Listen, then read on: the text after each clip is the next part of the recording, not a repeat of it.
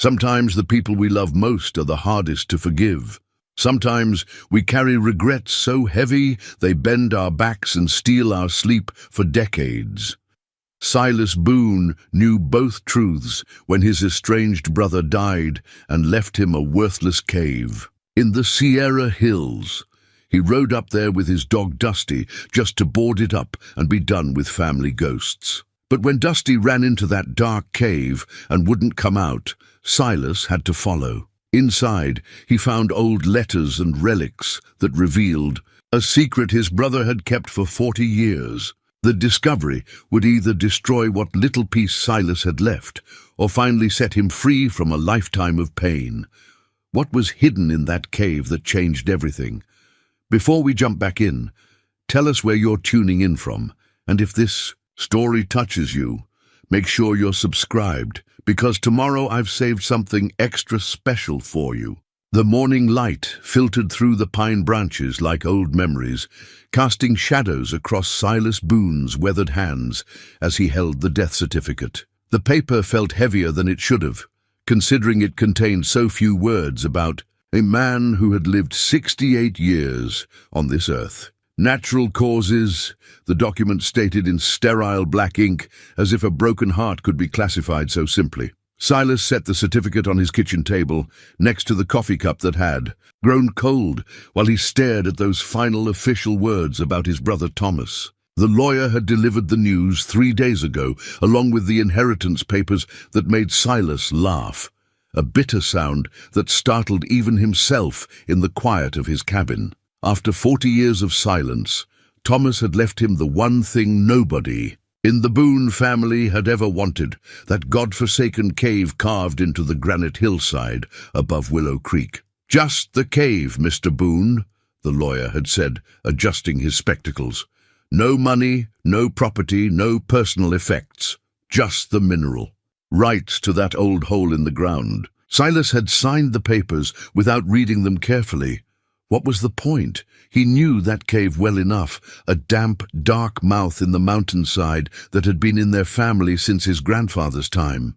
As children, he and Thomas had explored its shallow entrance on summer afternoons, their voices echoing off stone walls as they pretended to be prospectors or outlaws hiding from posses. But that was before everything changed, before harsh words and wounded pride built a wall between them that lasted 4 decades. Now, sitting in his kitchen with only the ticking of his father's old clock for company, Silas tried to remember the exact words that had torn them apart. It was something about the land, about their father's will, about who deserved what and who had worked harder for it.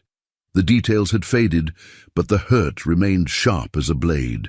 He'd been 28 then, Thomas 25, both young enough to think their anger made them righteous and old enough to make it stick. A soft whine from the corner drew his attention to Dusty, his shepherd mix who had been watching him with those knowing brown eyes that seemed to see straight through to a man's soul. Dusty was 8 years old now, grey creeping into his muzzle, but he still had the alert bearing of a dog who'd learned to read his master's moods like weather patterns. "No, boy," Silas said, reaching down to scratch behind Dusty's ears. "Been sitting here too long, haven't I?" Dusty had come to him as a half-starved pup, abandoned on the mountain road during a particularly harsh winter. Silas had found him nearly frozen, ribs showing through his thin coat, too weak to even whimper. Most folks might have taken him to the animal shelter in town, but Silas understood what it meant to be left behind, forgotten by those who should have cared. He'd nursed Dusty back to health with warm milk and patience, and the dog had repaid him with 8 years of unwavering loyalty. The irony wasn't lost on him that his most trusted companion was a creature he'd rescued from abandonment, while his own brother had died alone in a rented room above the hardware store in town. Mrs. Henderson from the post office had mentioned it when she'd handed him his mail 2 weeks ago, casual as commenting on the weather. Shame about Thomas Boone passing. Like that, with nobody around. Always seemed like a decent enough fellow, even if he kept to himself. Silas had nodded and said something appropriate, but inside his chest had tightened with a familiar ache. He'd driven past the hardware store twice that day, slowing his old pickup truck as he passed the upstairs windows, wondering what Thomas's final days had been like. Had he been in pain? Had he thought of their childhood, of the cave, of the brother he'd lost to stubbornness and time? The questions followed him home and settled into his bones like winter cold. Now, 3 days later, with the inheritance papers making it official, Silas knew he had to face that cave one more time. Not because he wanted anything from it, but because it was the last thread connecting him to Thomas, and he needed to cut it clean so he could finally let the past stay buried. He rose from his chair, joints protesting the movement. 65. Years of hard mountain living had left their mark on his frame. His reflection in the kitchen window showed a man carved by weather and work, beard more white than brown now, eyes the color of winter sky. He looked like his father, something that had both pleased and worried him in younger years. Would he die alone too, he wondered, like his father had, like Thomas had? Dusty followed him to the coat rack by the door, tail wagging slightly as he recognized the signs of an expedition. Silas pulled on his heavy wool jacket, the one Thomas had given him for his 30th birthday, back when they still spoke. The irony struck him again. Even his clothes carried ghosts. "Come on then," he said to Dusty. "Let's go see what Thomas left us besides regrets." The ride to the cave took 40 minutes on horseback, following the old deer trail that wound through pine and aspen groves toward the higher elevations. Silas rode his mare, Sally, a steady sorrel who'd been making this climb for 12 years, and knew the way by heart.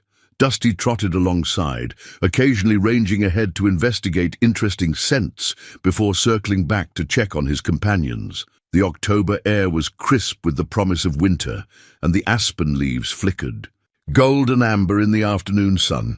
This was the kind of day that reminded Silas why he'd chosen mountain life over the complications of town living. Up here, a man could think clearly, could see the shape of his life without all the noise and hurry that seemed to plague folks. Down in the valleys, as they climbed higher, memories came unbidden. He and Thomas racing their horses up this same trail, whooping like wild Indians as they played at being mountain men. Thomas teaching him to read animal tracks in the mud by Willow Creek, the two of them sharing a can of peaches they'd borrowed from their mother's pantry, sitting on a fallen log and planning grand adventures that would take them to California or Alaska or anywhere that seemed impossibly far from the small world of their childhood. When had they stopped dreaming together? When had they started looking at each other with suspicion instead of affection? The cave entrance appeared around a bend in the trail, a dark slash in the granite face of the hillside. Silas had expected it to look smaller than he remembered. That was how childhood places usually appeared to grown eyes. But if anything, the opening seemed larger and more forbidding than it had 40 years ago. Pine needles and fallen leaves had accumulated around its mouth, and blackberry vines had grown wild across part of the entrance, giving it an abandoned, forgotten look. He dismounted and tied Sally's reins to a sturdy pine branch, then stood for a long moment studying the cave. It was maybe 10 feet wide and 8 feet tall at the entrance, carved naturally into the hillside by some ancient geological process. His grandfather had discovered it while hunting deer in 1889 and had used it occasionally as a shelter during bad weather. As far as Silas knew, no one in the family had paid it much attention since his own childhood explorations with Thomas. "Well, boy," he said to Dusty, "let's get this over with." He'd brought a hammer and some old boards from his workshop, thinking to nail them across the entrance and be done with it.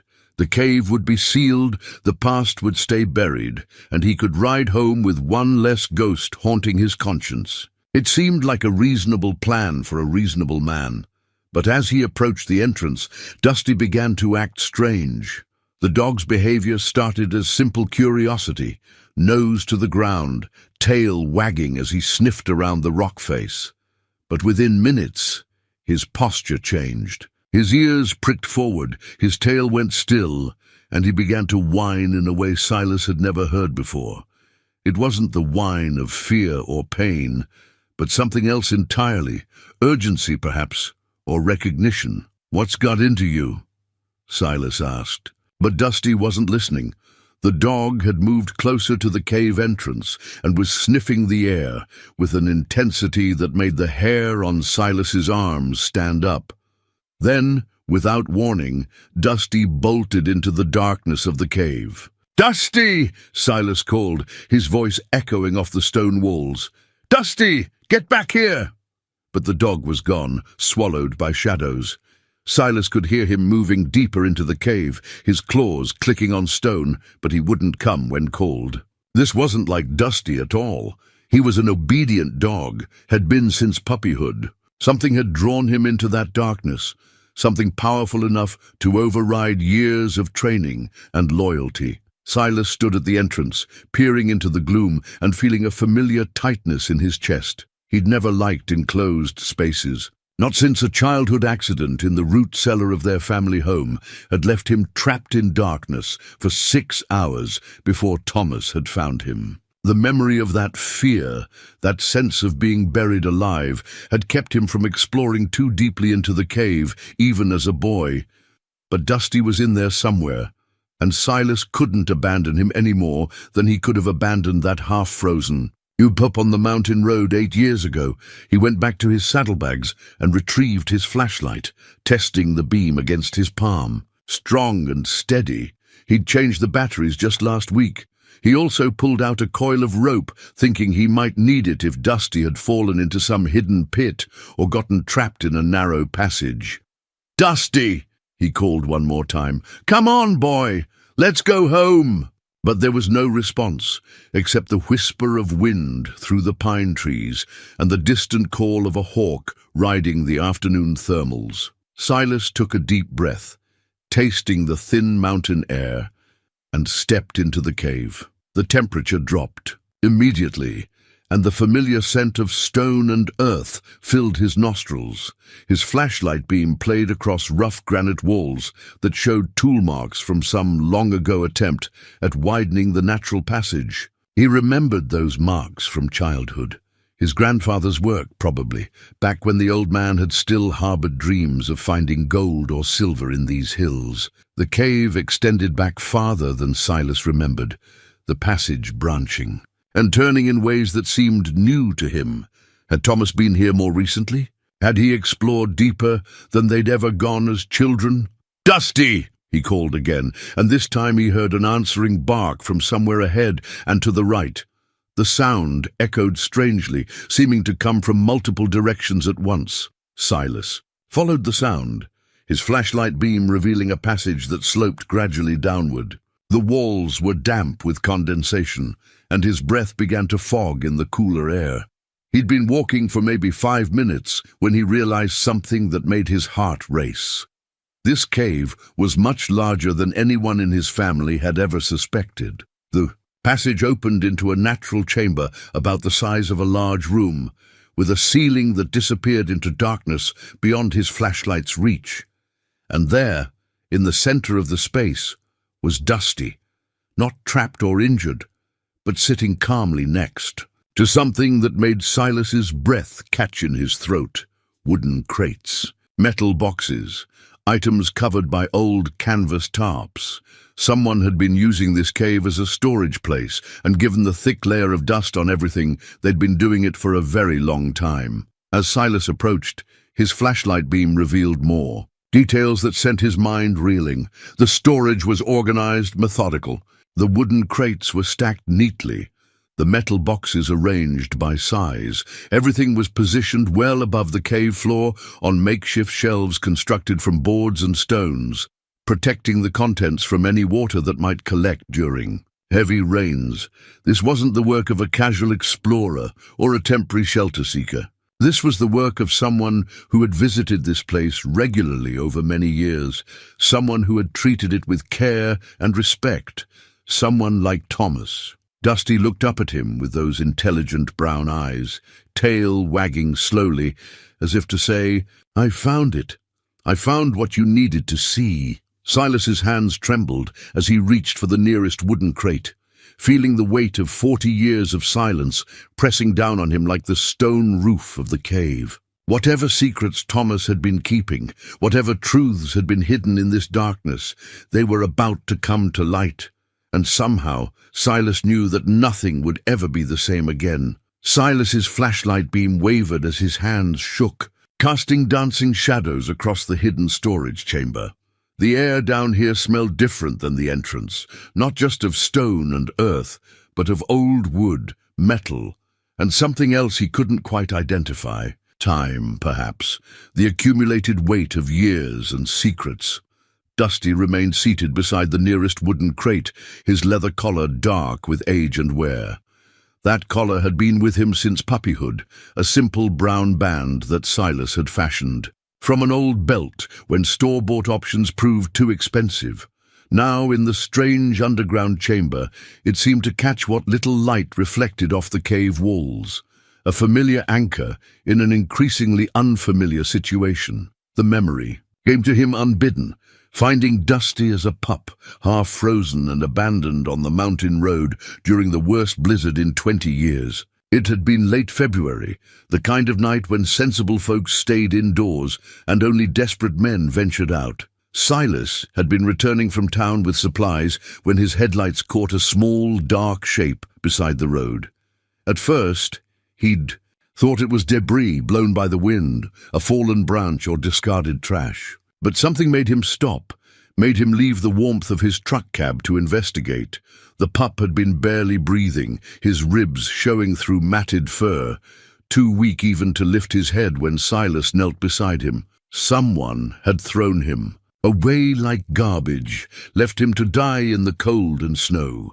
Silas had wrapped the pup in his own coat and driven home through the storm, knowing he was probably too late but unable to abandon the small life to the mountain winter.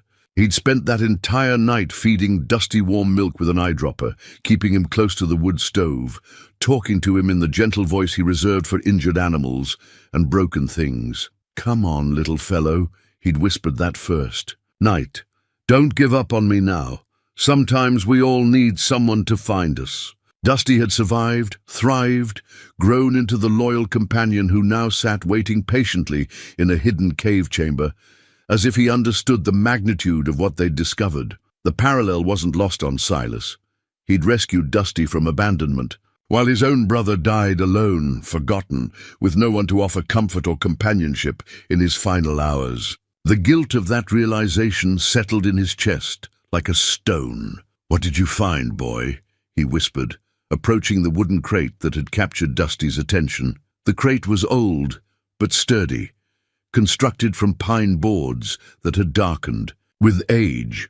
Iron clasps held the lid secure, though they showed signs of rust despite the cave's dry atmosphere. Someone had taken care to protect these contents from moisture and time. Silas set his flashlight on a nearby stone shelf, angling it to provide the best light, then worked at the clasps with fingers that seemed clumsy with nervousness. The metal protested, but eventually yielded with small, squeaking sounds that echoed in the chamber's silence. He lifted the lid and immediately understood why Dusty had been so insistent about entering the cave. The crate was filled with childhood memories. On top lay a photograph, not framed but carefully wrapped in oiled cloth to protect it from the elements. Silas unwrapped it with trembling fingers, revealing an image that struck him like a physical blow. Two boys, maybe 8 and 11 years old, grinning at the camera with gap-toothed smiles and dirt-smudged faces. They stood beside this very cave entrance, their arms thrown around each other's shoulders with the unconscious affection of siblings who hadn't yet learned to guard their hearts. He remembered the day the photograph was taken. Their father had bought a new camera, a miracle of modern technology in 1952, and their mother had insisted on commemorating their summer adventures. "Stand together, boys," she'd called. "Let me see those handsome faces." They'd been happy. That day, proud of their exploration of the cave, eager to show off their discovery to anyone who would listen. Beneath the photograph lay other treasures from their shared childhood. A carved wooden horse that Thomas had whittled for Silas's 10th birthday, painted blue and white with careful attention to detail. A collection of particularly interesting rocks they'd found during their mountain wanderings, quartz crystals, fool's gold, and a chunk of obsidian that had fascinated them with its black shine. A slingshot they'd crafted together from oak wood, and rubber bands tested against tin cans and eventually abandoned when their aim proved better suited to imagination than accuracy. Each item was a small time machine, carrying him back to days when the future seemed limitless and brotherhood was as natural as breathing. He lifted the wooden horse, feeling its familiar weight in his palm, remembering the Christmas morning when Thomas had presented it with shy pride. "I made it myself," 8-year-old Thomas had said. "Took me 3 weeks, but Pa helped with the hard parts." Silas had treasured that horse, carried it in his pocket during their adventures, slept with it under his pillow until he grew old enough to worry about such things being childish. When had he lost track of it? When had these precious memories been relegated to storage in a hidden cave? The answer came to him with painful clarity. The day of their father's funeral, when lawyers and family tensions had transformed grief into greed, when love had been overshadowed by questions of inheritance and worth. Their father's will had been simple enough. The land divided equally between his sons, with Thomas receiving the house and barn, Silas getting the timber rights and grazing areas. Fair enough on paper, but complicated by 40 years of different contributions, different sacrifices, different dreams. The argument had started small, a disagreement about who should handle the estate's debts. But grief and stress had a way of magnifying old wounds, and soon they were shouting about things that had nothing to do with money or property. Thomas accused Silas of abandoning the family ranch for his trapping lifestyle. Silas countered that Thomas had never appreciated the sacrifices he'd made to keep the operation profitable during hard times. Harsh words had led to harsher ones. Old resentment surfaced like poison from infected wounds. By the time cooler heads might have prevailed, too much damage had been done. They'd divided the property according to the will, but they'd also divided their hearts. And neither man had been willing to be the first to admit he'd been wrong. Now kneeling in a cave with his brother's carefully preserved memories spread before him, Silas understood what Thomas had been trying to save. Not just objects, but the essence of their relationship before pride and pain had poisoned it. These weren't Thomas's childhood treasures. They were their shared childhood, the foundation of a bond that had once seemed unbreakable.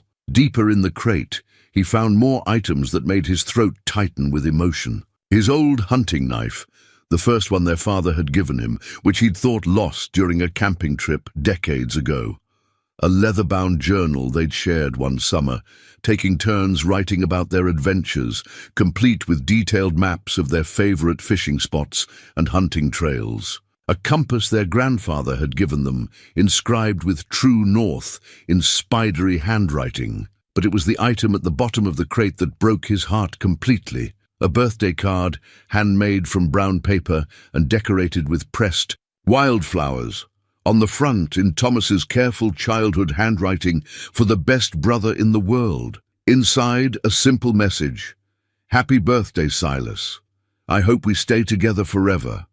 Your brother, Tommy." Silas had to stop reading, had to set the card aside as his vision blurred with tears he hadn't shed in 20 years. Tommy. No one had called Thomas by that nickname since childhood, but seeing it written in his brother's young hand brought back a flood of memories so vivid they seemed to overwhelm the present moment. Thomas had made that card for his 12th birthday, had spent hours collecting the perfect wildflowers and pressing them between the pages of their mother's heavy Bible. He'd been so excited to give it, so proud of his creation, and Silas had treasured it until the day he'd packed it away with other childish things in preparation for the serious business of growing up. The realization hit him like a physical blow. Thomas had rescued these memories from that long ago. Purge had saved them when Silas had been ready to discard them. While Silas had been moving forward, leaving childhood behind in his rush toward adulthood, Thomas had been quietly preserving the best parts of their shared past. Dusty moved closer, sensing his master's distress, and pressed his warm flank against Silas's leg. The contact grounded him, reminded him where he was and why he'd come here. He'd intended to board up this cave and forget it existed, but now he understood that forgetting wasn't possible. These memories, these carefully preserved tokens of love and brotherhood, deserved better than abandonment. He looked around the chamber with new eyes, noticing details that had escaped his first shocked examination. The makeshift shelves were constructed with care, designed to protect their contents from any potential water damage. The spacing between items allowed for air circulation. Someone had visited this place regularly, had maintained and organized this hidden repository with the devotion of a curator tending a precious collection.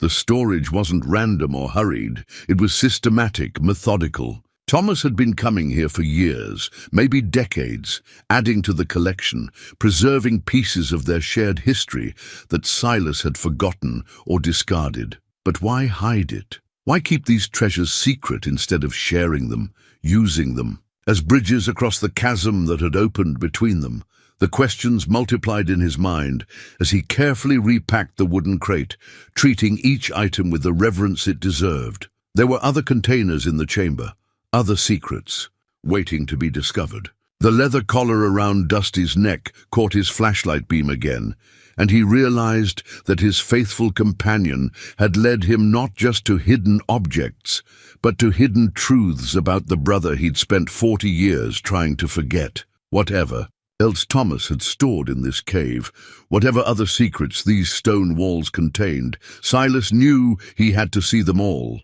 not because he wanted to, but because he owed it to the memory of the boy who had carved him a wooden horse and pressed wildflowers into a birthday card with hands full of love and hope. The past wasn't buried after all. It was waiting in the darkness, carefully preserved and patiently kept, ready to tell its story to anyone willing to listen. The hand-carved wooden box sat atop the second crate like a sentinel, its smooth surface worn to a gentle patina by countless handlings over the years. And like the rough pine construction of the storage crates, this box showed the careful attention of someone who understood that certain treasures deserved special protection. The wood was cherry, aged to a deep reddish brown with dovetailed corners, that spoke of skill and patience in the crafting.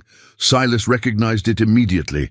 Thomas had made it in high school shop class, spending weeks perfecting the joints, sanding the surfaces smooth as silk, applying coat after coat of hand-rubbed finish until it gleamed like a jewel. Their father had praised the workmanship, had used it as an example when lecturing them about the value of taking pride in one's work. "See that box your brother made?" he'd said one evening as they sat around the kitchen table after supper. "That's what happens when a man commits himself to doing something right. No shortcuts, no settling for good enough.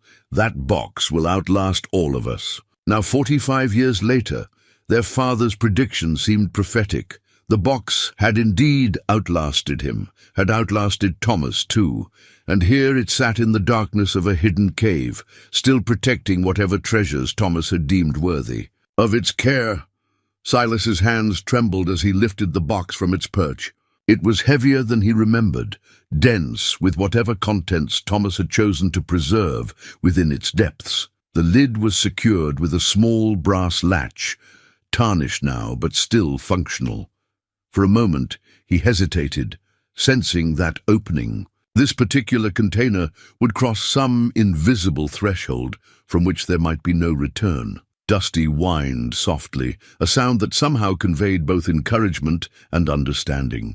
The dog had positioned himself between Silas and the cave entrance, as if standing guard against retreat or interruption. His brown eyes reflected the flashlight beam, creating twin points of light in the chamber's darkness. The latch opened with a soft click that seemed unnaturally loud in the cave's silence. Inside, nestled in what appeared to be their mother's old quilting fabric, lay a collection of items that made Silas's chest tighten with recognition and regret. On top was a photograph he'd never seen before. Thomas at maybe 16 standing beside their father in front of the family barn. But it wasn't the subjects that caught his attention. It was the careful way the photo had been mounted on heavy paper, with a note in Thomas's handwriting beneath. "Dad, teaching me to shoe horses." Summer of '61, Silas was in town that day, missed the lesson. The observation stung because it was true. Silas had been in town that day, more interested in impressing Sally Morrison at the ice cream parlor than learning practical skills from his father. He'd missed more than just the horseshoeing lesson. He'd missed the patient way their father explained each step, the pride in the old man's eyes as he watched his younger son master a new skill, the quiet satisfaction of work well done. How many such moments had Thomas documented? How many small betrayals of attention and priority had he noted and preserved? Beneath the photograph lay a small wooden horse, carved from the same cherry wood as the box itself. But this wasn't the blue and white painted horse from the first crate. This one was natural wood, polished smooth, showing tool marks that indicated a more mature hand than the one that had crafted its colourful predecessor. Thomas had continued carving horses, Silas realized, had continued the hobby they'd once shared, even after their estrangement had made such gifts impossible. The horse was beautiful in its simplicity, capturing the essence of movement in static wood. The head was turned slightly, as if the animal were looking back over its shoulder, and something about the posture reminded Silas of their father's old gelding, Rex, who had died the winter before their falling out. "He made this for you," Silas whispered to the empty air, understanding suddenly that Thomas had never stopped thinking of him, never stopped creating tokens of affection that would never be delivered. The realization was both comforting and devastating. Deeper in the box, he found his old hunting knife, not the first one their father had given him, but the second, the better one, the one he'd carried into adulthood and somehow lost during a camping trip in the early '70s. He'd searched for it for days, retracing his steps, sifting through leaves and undergrowth, mourning its loss because it had been a symbol of his father's trust in his growing maturity. Now he understood what had happened to it. Thomas must have found it, must have recognized it and kept it safe all these years, waiting for an opportunity to return it that never came. The blade was still sharp, the handle worn smooth by years of use, but it showed signs of recent maintenance. The metal was oiled, the leather wrapping on the handle had been carefully repaired with tiny, precise stitches. Thomas had been taking care of it, keeping it ready, perhaps hoping that someday they would reconcile, and he could return it with the casual words brothers might use. "Found this old thing of yours. Figured you might want it back." The weight of lost opportunities pressed down on Silas like the stone ceiling of the cave. How many times had Thomas driven past his cabin, knife in his pocket, working up the courage to stop? How many birthdays and Christmases had he spent hoping for some sign that the wall between them might be cracking? At the bottom of the box lay a collection of smaller items that painted a picture of Thomas's solitary life. A ticket stub from the county fair, dated 1987, with a note attached, "Saw." The millers there asked about Silas. They said he's doing well. A pressed flower, possibly from their mother's grave, since she'd always loved the wild roses that grew in the cemetery's older sections. A newspaper clipping about a particularly harsh winter, with a section circled in red ink, "Local Trapper." Silas Boone reports excellent fur quality this season despite challenging conditions.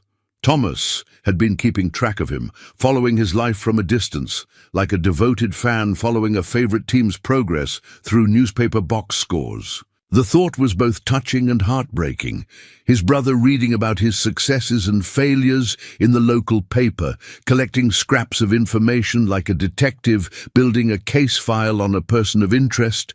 But the most devastating item was tucked beneath everything else, wrapped in tissue paper that had yellowed with age.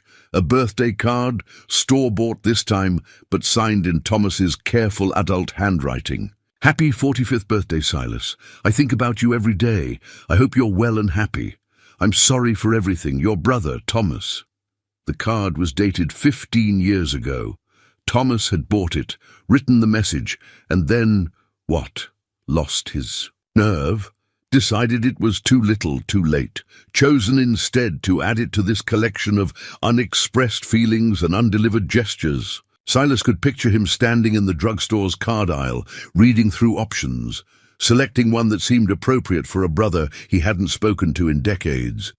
He could imagine Thomas sitting at his kitchen table, pen in hand, struggling to find words that might bridge 40 years of silence. The card represented hope and cowardice in equal measure, the hope that reconciliation was possible, the cowardice that prevented action. As he carefully repacked the wooden box, Silas felt the familiar anger that had sustained him through 4 decades of estrangement beginning to crack and shift. The anger had been easier than this, easier than understanding that Thomas had been as trapped by their silence as he had been, easier than realizing that pride had robbed them both of decades, of brotherhood they could never reclaim. Dusty moved closer, pressing his warm muzzle against Silas's hand. The contact was grounding, a reminder that loyalty and love didn't always require words, that sometimes the most profound connections were the ones that endured despite silence and separation. The cave held more secrets. He could see other containers, other carefully preserved collections waiting to be discovered. But already the weight of revelation was almost more than he could bear. Thomas hadn't forgotten him, hadn't stopped loving him, hadn't moved on with his life as Silas had always assumed.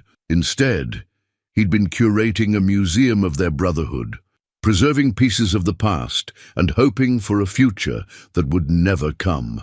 The metal box was different from the wooden containers, sleeker, more utilitarian, with a rubber gasket around the lid that spoke of serious weather protection. It was the kind of storage container a man might use for important documents, things that absolutely could not be allowed to deteriorate over time. The box itself was unremarkable, probably purchased at the hardware store in town, but its contents would prove to be anything but ordinary. Silas lifted it carefully, noting the weight distribution that suggested papers rather than objects. His hands, steadier now after the emotional upheaval of the wooden box discoveries, worked the latches with growing confidence. Whatever Thomas had preserved here, it was meant to last, meant to be found someday by someone who would understand its significance. The lid opened to reveal neat stacks of envelopes, bound with string and organized by what appeared to be dates written in pencil on small paper tabs. The top bundle was labeled 1965-1970, the bottom 2000-2005.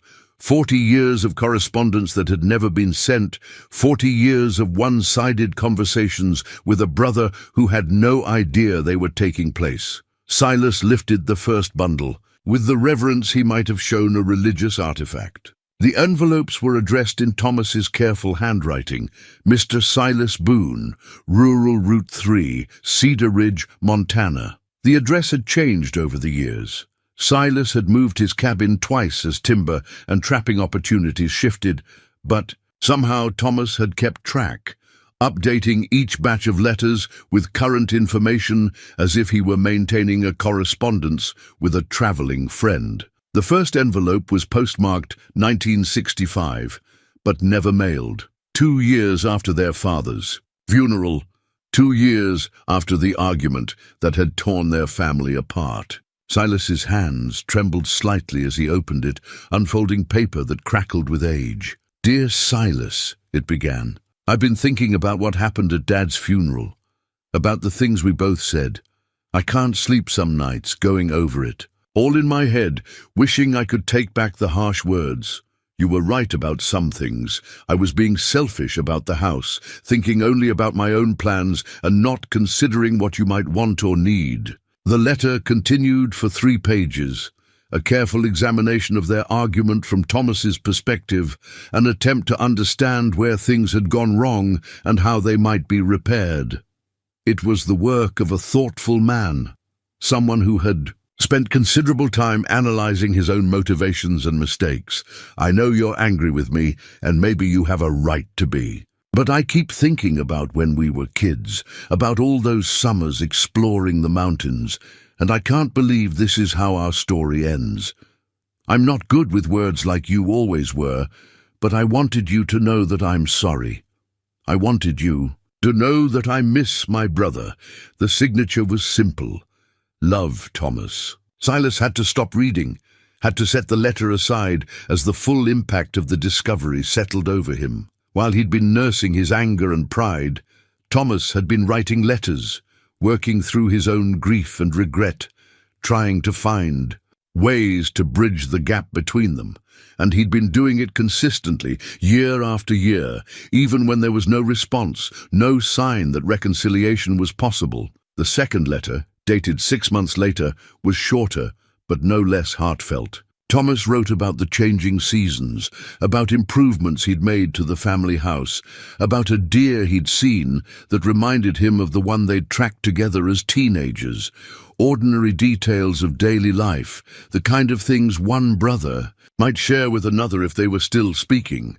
I drove past your place last week, one letter from 1967 read. Saw smoke coming from your chimney and felt relieved that you're still there, still making a living in the mountains like you always wanted. Mrs. Peterson at the post office mentioned you brought in some especially fine furs this season. I was, proud when I heard that.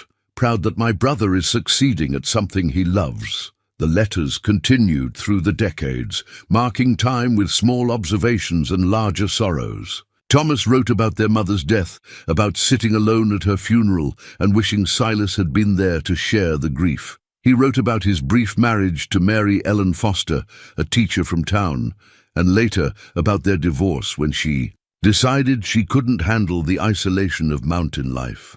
I thought about asking you to be my best man, one letter from 1975 revealed. Stood there in front of the bathroom mirror, practicing what I might say if I called you. But I lost my nerve, pride, I suppose, or maybe fear that you'd hang up on me. So I asked Jim Henderson instead, and he did fine. But all through the ceremony, I kept looking at the church doors, hoping you might show up anyway. The marriage had lasted 3 years. Thomas wrote about the loneliness after Mary Ellen left, about rattling around in the big house by himself, about wondering if he'd made different choices, whether things might have turned out better. I think about you when I'm working in Dad's old workshop, a letter from 1978 confided. Remember how he used to have us both help with projects, you holding one end of a board while I held the other? I still do that sometimes, hold my end and imagine you're there holding yours. Probably sounds foolish, but it makes the work less lonely. The middle years brought news of small triumphs and larger disappointments. Thomas had tried his hand at raising cattle, had lost money when beef prices crashed. He'd learned carpentry, had done well enough to buy better tools and take on bigger projects around the county. He joined the volunteer fire department, had helped fight the big wildfire in '84 that threatened the whole valley. Saw your cabin in the distance when we were fighting the fire on Copper Ridge, one letter reported. Couldn't tell if you were there or not, but I made sure our crew paid special attention to that area. Couldn't bear the thought of you losing your home, even if you'd never know I had anything to do with protecting it. The later letters grew more philosophical, more aware of time's passage and opportunities lost. Thomas wrote about their father's grave, about maintaining it and wondering if Silas ever visited. He wrote about aging, about aches and pains that reminded him daily that neither of them was getting any younger. I had a heart episode last month, a letter from 2003 revealed. Nothing too serious, the doctor says, but it got me thinking about mortality, about things left undone and unsaid. If something happens to me, I hope you'll understand why I never sent these letters. It wasn't because I didn't want to reach out to you. It was because I was afraid you didn't want to hear from me. The most recent letters showed Thomas's handwriting. Becoming less steady, the paper sometimes marked with spots that might have been tears or merely the trembling of an aging hand. He wrote about watching Silas from a distance during their father's burial 20 years earlier, about how grey his brother's hair had become, about how much he regretted not approaching him that day. "I think about dying alone sometimes," one of the final letters admitted, "not because I'm afraid of death itself, but because it means I'll never get the chance to make things right between us. I keep these letters as proof that I tried, in my own cowardly way. Maybe someday you'll find them and understand that I never stopped loving you, never stopped missing the brother I lost to pride and stubbornness." Dusty whined softly, sensing his master's emotional distress. The dog had remained patiently beside him throughout the reading, occasionally shifting position, but never leaving his post as guardian and witness to these revelations. The bundle of letters represented more than correspondence. It was a chronicle of a life lived in the shadow of regret, a 40-year conversation with a brother who had never known it was taking place. Thomas had aged alone, worked alone, faced his fears and failures alone, all while maintaining this secret connection to the family he'd lost. As Silas carefully retied the string around the letters, he realized that his understanding of the past 40 years had been fundamentally wrong. He'd assumed Thomas had moved on, had built a life that didn't include memories of their brotherhood. Instead, Thomas had been trapped in the same web of regret and longing, writing letters he couldn't send, preserving memories he couldn't share, loving a brother who had convinced himself that love no longer existed. The weight of this realization was almost unbearable. Somewhere in town, Thomas had died alone in his rented room, surrounded by silence and regret, never knowing that these letters might have changed everything if only he'd found the courage to send them. But courage, Silas was beginning to understand, was more complicated than he'd ever realized. Sometimes it took more courage to remain silent than to speak, more strength to preserve hope than to abandon it. The cave system extended deeper than Silas had ever imagined, and his flashlight beam revealed passages branching off in directions that defied his childhood memories. What he'd always thought of as a simple shelter had been transformed by decades of his brother's exploration into something resembling an underground maze of interconnected chambers. The air grew cooler as he ventured deeper, following marks on the stone walls that Thomas had made to guide future visits. Dusty led the way with confidence that suggested he'd been this deep before, perhaps during his mysterious bolt into the darkness that had started this entire discovery. The dog's behavior remained alert but calm, as if he understood the significance of their journey and was determined to see it through to its conclusion. In the third chamber, larger than the previous, Silas found evidence of more recent and personal storage. This wasn't childhood memorabilia or unsent letters. This was the repository for items from their father's life, things that should have been divided between the sons, but had instead been quietly preserved by one brother while the other remained. Unaware of their existence, the centerpiece of the collection was their father's gold pocket watch, displayed on a small wooden stand that Thomas had obviously crafted specifically for this purpose. The watch caught Silas's flashlight beam and threw it back in warm, golden reflections that seemed almost alive in the underground darkness. He remembered that watch from his childhood, his father consulting it during long days of ranch work, winding it carefully each evening before bed, treating it with the respect due a family heirloom that had been passed down through 3 generations. Silas lifted the watch with reverent hands, feeling its familiar weight, reading the inscription on its back that he'd memorized as a boy. To Samuel Boone, with love and faith, Margaret Boone, Christmas 1943. Their parents' names, inscribed during the early days of their marriage, back when their father was still young and their mother still believed the war would end soon and bring him safely home. The watch was in perfect working condition. Someone had been maintaining it, keeping it wound, perhaps even having it serviced by the jeweler in town when necessary. The hands showed the correct time.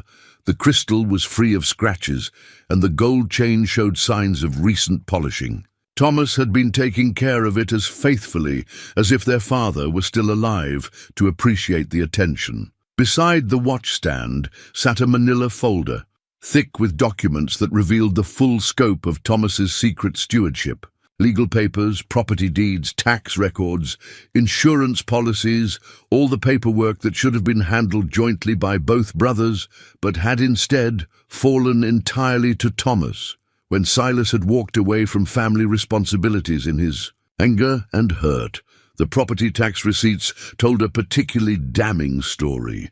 For 40 years, Thomas had been paying not just his own share, but Silas's portion as well, ensuring that the family land remained intact despite the legal division mandated by their father's will. The amounts weren't large by modern standards, but for a man living alone on a carpenter's income, they represented genuine sacrifice. Property taxes paid in full for lots 7 and 8, Cedar Ridge Township, read one receipt from 1987, paid by Thomas Boone on behalf of his estate. Lot 8 was Silas's parcel, the one he'd inherited but abandoned in his haste to establish independence from family obligations. For 25 years, he'd assumed the county was simply overlooking the remote acreage, never realizing his brother was quietly protecting his inheritance. Even more revealing were the business letters from various development companies dating back to the early 1980s. Real estate speculators had been trying to buy portions of the Boone family land for decades, offering increasingly attractive sums for what they described as prime development opportunities in the expanding Cedar Ridge Recreation Corridor. The letters showed a pattern of patient, polite refusal from Thomas, explaining that the land wasn't entirely his to sell, that his brother held an equal interest and would need to be consulted before any decisions could be made.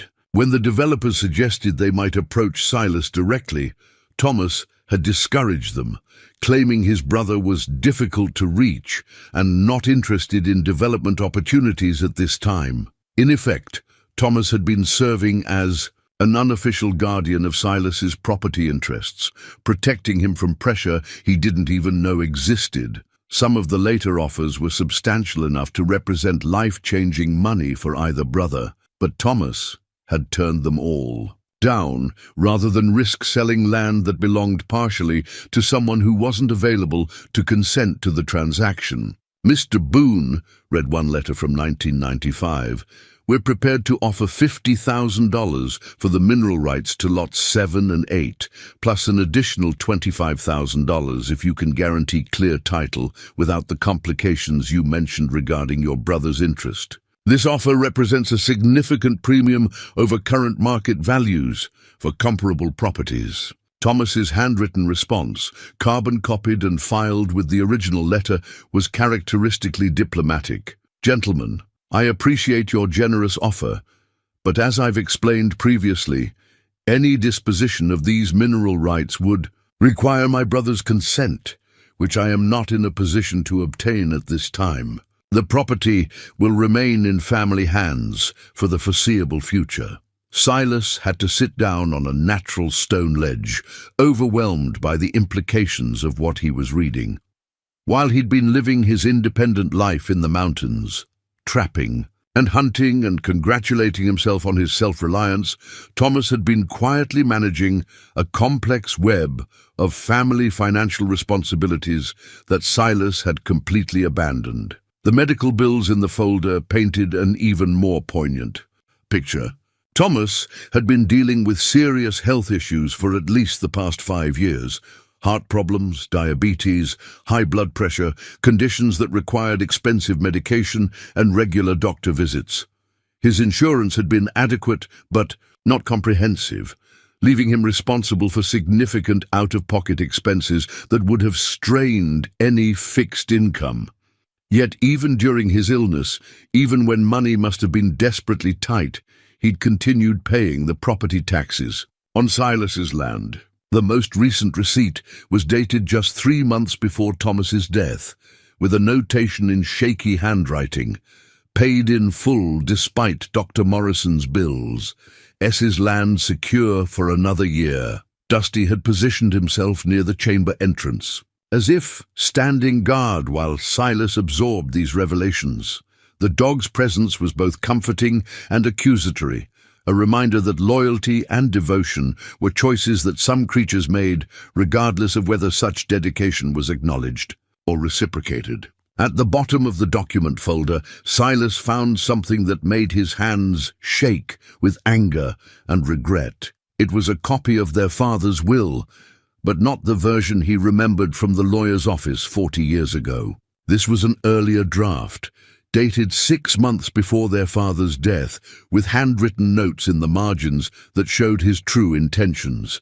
The original will had left everything to both sons equally, but with a crucial addition that the lawyers had somehow failed to mention during the reading: a detailed letter explaining their father's hopes that his sons would work together to preserve the family legacy, that they would support each other through difficult times, and that they would never allow pride or stubbornness to divide them, as it had divided him from his own brother decades earlier. "I've seen what family feuds can do," their father had written in his careful script. "I've watched brothers become strangers over matters that seemed important at the time but proved meaningless in the long run. My greatest hope is that my sons will be wiser than I was, that they'll choose love over pride, understanding over stubbornness, forgiveness over resentment." The letter went on to detail specific hopes and expectations, that Thomas would help Silas with business matters if his trapping career proved insufficient, that Silas would help Thomas with the physical demands of ranch work as they both grew older, that they would make decisions about the property together and share both the burdens and benefits of inheritance. "This land has been in our family for 3 generations, the letter concluded. It represents not just financial security, but continuity, legacy, and the hopes of ancestors who worked hard to give their descendants something lasting. I trust my sons to honor that legacy by honoring each other." Silas folded the letter carefully, his vision blurred by tears of rage and sorrow. Their father had tried to prevent exactly what had happened, had left detailed instructions for avoiding the kind of rift that had ultimately destroyed his family. But neither son had ever seen the letter, had never known that their destructive argument was precisely what their father had most feared. Someone, the lawyers probably, concerned more with efficient estate processing than family harmony, had decided the letter was unnecessary, had focused on the legal distribution of assets while ignoring the emotional wisdom that might have saved 2 brothers from 40 years of pointless estrangement. As he carefully returned the documents to their folder, Silas understood that his discovery of the cave's secrets was more than just an exploration of the past. It was an education in love, sacrifice, and the devastating cost of pride. Thomas hadn't just preserved family memorabilia, he'd preserved the family itself, shouldering responsibilities and protecting interests that Silas had abandoned without a second thought. The gold pocket watch ticked steadily in his palm, marking time with the same precision it had shown throughout 3 generations of Boone family history. But time, he was learning, was both infinite and desperately finite, capable of preserving love across decades of silence while simultaneously making reconciliation impossible through the simple mechanism of death. His father's watch had outlasted his father, and now it had outlasted Thomas as well. Soon, if patterns held, it would outlast Silas too, another family heirloom passed down to no one, another symbol of continuity made meaningless by the failure of those who should have preserved not just objects, but relationships. The hand drawn map was tucked between 2 pieces of cardboard, protected like a precious document, which in many ways it was. Thomas had sketched it on heavy paper with the careful attention of a surveyor, using different colored pencils to indicate various features: blue for water sources, green for passages that led to the surface, red for areas that required caution. and yellow for what appeared to be his most significant discoveries. The map showed the cave system in remarkable detail, revealing chambers and passages that Silas had never suspected existed. What had seemed like a simple granite cave to childhood eyes was actually a complex network of interconnected spaces, some natural, some clearly modified by human hands decades or perhaps centuries earlier. Thomas had been exploring this underground world systematically, methodically, with the patience of a scholar and the precision of an engineer. At the center of the map, marked with a distinctive yellow star and the notation "For Silas," written in Thomas's careful handwriting, was a chamber that appeared to be deeper in the system than anything Silas had yet discovered. The path to reach it was marked with careful directions. Follow main passage past the 3 rock marker, turn right at the water sound, descend carefully for 50 feet, watch for loose stones near the narrow section. Dusty studied the map alongside. His master, almost as if he could read the symbols and understand their significance. The dog's behavior had grown increasingly purposeful as they'd ventured deeper into the cave system, and now he moved toward the passage Thomas had marked on. The map with a confidence that suggested familiarity. "You've been down there before, haven't you, boy?" Silas asked softly. Somehow you knew about all this. The dog's response was a soft whine and a movement toward the indicated passage, as clear an invitation as any human might have extended. As Silas prepared to follow the map's directions, memories of childhood cave exploration flooded back to him. He and Thomas had spent countless summer afternoons investigating the cave's shallow reaches, armed with flashlights and the fearless curiosity of youth. They'd made up elaborate stories about the cave's history, imagining it as a hideout for desperados or a secret meeting place for gold prospectors. "Maybe there's treasure hidden back there," 8-year-old Thomas had suggested during one of their adventures. "Maybe that's why Grandpa never talked much about finding this place." "Don't be silly," 12-year-old Silas had replied with the superiority of age. "If there was treasure, Grandpa would have found it by now. It's just a cave." Now, following his brother's carefully drawn map 45 years later, Silas wondered if young Thomas might have been more prescient than either of them had realized. Not treasure in the conventional sense, perhaps, but something valuable enough that Thomas had spent decades protecting it, mapping it, preparing for the day when someone else might need to understand its significance. The passage narrowed considerably as they descended, requiring Silas to duck his head and occasionally turn sideways to navigate the tighter sections. His flashlight beam revealed tool marks on some of the walls, evidence of deliberate widening in places where the natural stone had been too restrictive for comfortable passage. Someone had worked to make this route accessible, and given the age of the tool marks, that someone was likely their grandfather, or perhaps even earlier generations of the Boone family. The water sound mentioned on the map proved to be a small, underground stream, barely more than a trickle, flowing along one wall of the passage and disappearing into cracks in the stone floor. The sound was soothing in the underground silence, a gentle reminder that life and movement continued even in the heart of the mountain. Following the map's directions, Silas turned right where the stream sound was loudest and began the careful descent Thomas had marked with warnings about loose stones.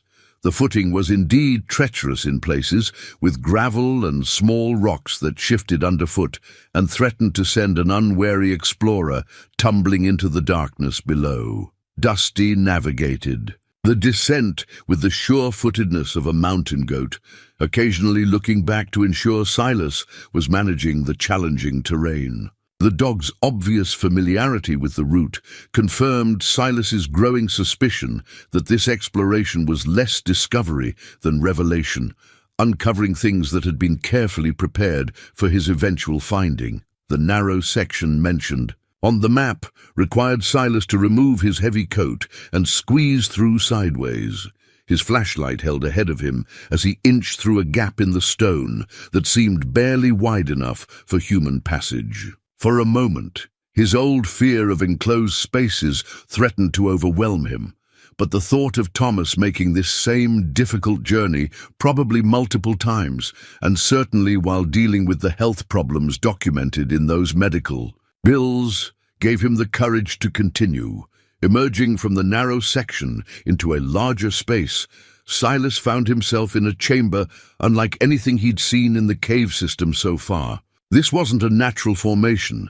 It was clearly the result of deliberate excavation, with walls that showed the systematic removal of stone and a ceiling reinforced with wooden beams that, while aged, appeared structurally sound. The chamber was roughly rectangular, perhaps 15 feet wide by 20 feet long, with a ceiling high enough that Silas could stand upright without concern. Along the walls, Thomas had constructed shelving using the same careful craftsmanship that had characterized all his storage solutions. But the items displayed here were different from the previous chamber's contents. These weren't family memorabilia or personal documents.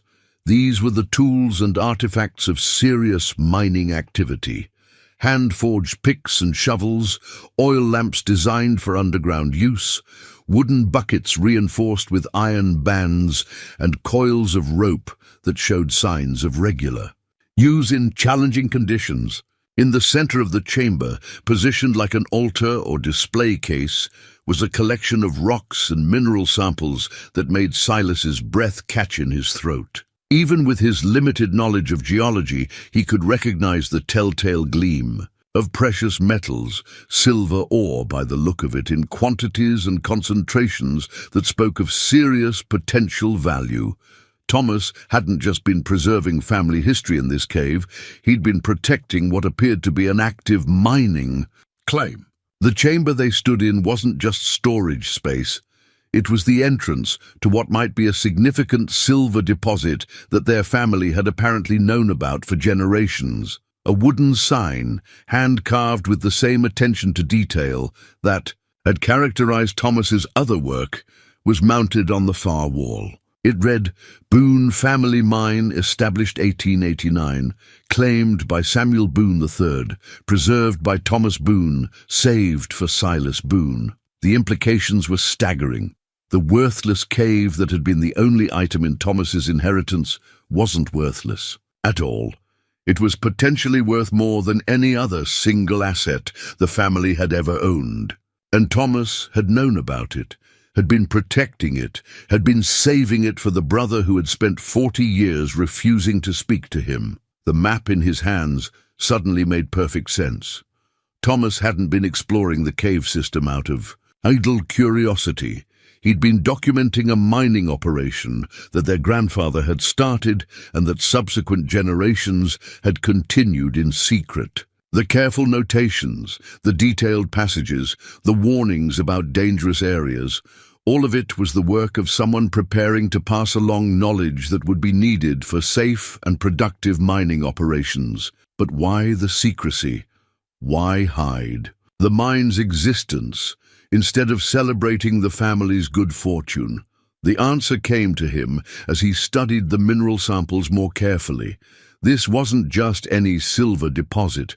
Given the quality and concentration of the ore, it was potentially worth millions of dollars in current market conditions. That kind of wealth attracted attention, and attention brought complications that a family living simply in the mountains might want to avoid. The development offers that Thomas had been refusing suddenly took on a different character. The companies hadn't been interested in building vacation homes or tourist facilities. They'd been trying to gain access to mineral deposits they suspected existed in the area. Thomas's polite but firm refusals hadn't just been protecting surface land.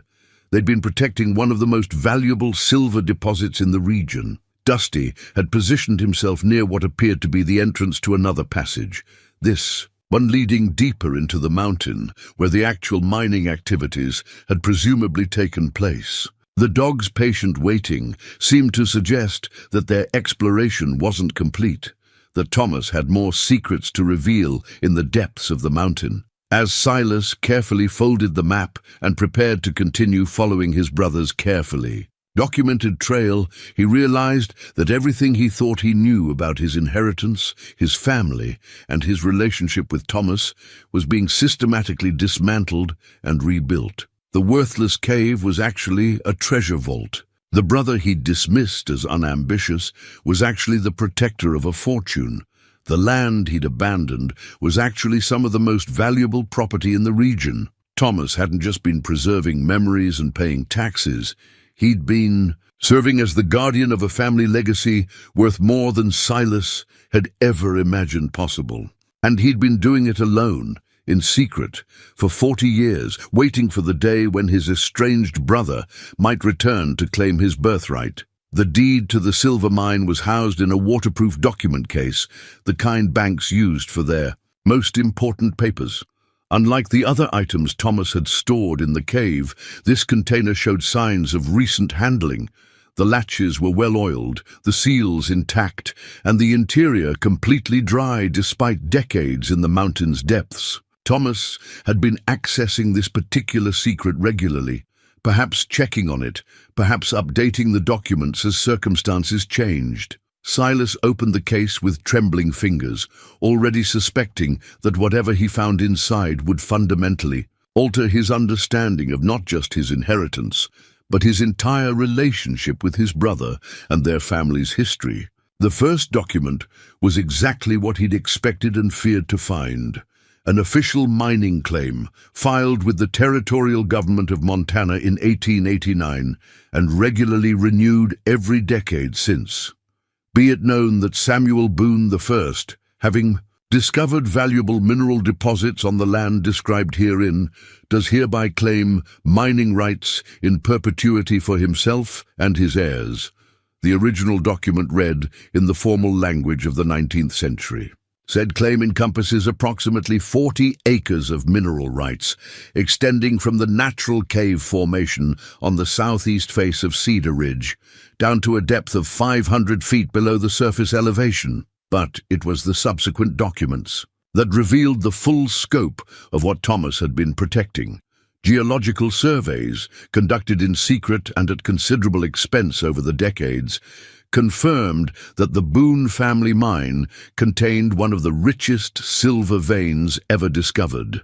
In western Montana, conservative estimates, based on core samples and mineral analysis, suggested the mine contained enough high-grade ore to be worth somewhere between $5 and $10 million at current market prices. $5 to $10 million. The number hit Silas like a physical blow. He had to sit down on a wooden crate, his legs suddenly unsteady beneath him. Thomas hadn't just been protecting family memorabilia or paying property taxes. He'd been guarding a fortune that would have made both brothers wealthy beyond their wildest dreams. But why keep it secret? Why live in poverty while sitting on a treasure that could have solved every financial problem either of them had ever faced? The answer came in the form of a thick folder labeled "Development Pressure" in Thomas's careful handwriting. Inside were dozens of letters, photographs, and legal documents that painted a picture of increasingly aggressive attempts by outside interests to gain access to the Boone family land. The letters weren't just the polite inquiries Silas had seen.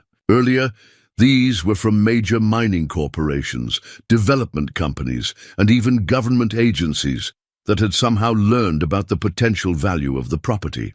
The tone of the correspondence grew more insistent over the years, with offers escalating from thousands to hundreds of thousands of dollars, and finally, to threats of eminent domain proceedings if the family wouldn't cooperate with development initiatives in the public interest. Mr. Boone read a letter from 1998 on the letterhead of Consolidated Mining Enterprises.